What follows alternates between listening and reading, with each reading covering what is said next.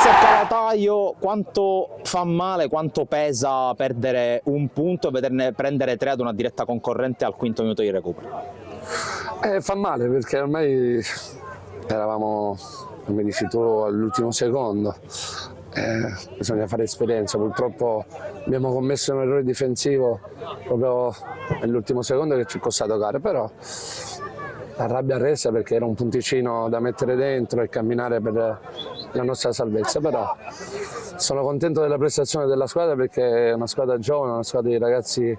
alle prime armi, quindi abbiamo lottato, abbiamo reso difficile la vita a Misilmeri, anche se nel secondo tempo magari loro hanno accelerato un po' di più, però sai, quando mai si assapora un risultato positivo e non succede se ci resta un po' male, però passerà subito. Tra l'altro campionato che resta ancora molto equilibrato praticamente dall'ultima fino alla sesta, settima della classifica. Quanto è complicato gestire queste partite, anche se forse doverle vincere sempre forse è un po' più semplice rispetto a gestire?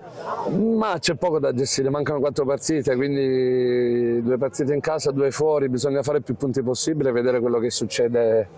nei bassi fondi, anche se voglio dire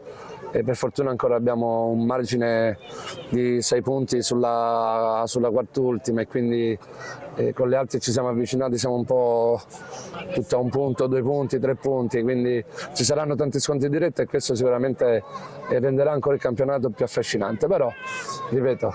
io credo che con 3-4 punti le squadre che hanno 3 punti forse riusciranno a salvarsi. Finora 26 giornate come una maratona, adesso 2 settimane di sosta e poi ci sono i 100 metri, le ultime 4 giornate come si affrontano? Assolutamente sì, lavoreremo in questi 15 giorni soprattutto sulla testa dei ragazzi perché anche per loro è una delusione,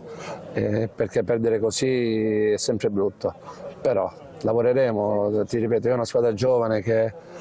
magari forse troppo e quindi bisogna andare a lavorare sulla testa, sperando di fare questi benedetti 3-4 punti e tirarci fuori subito e poi ripensare al prossimo anno.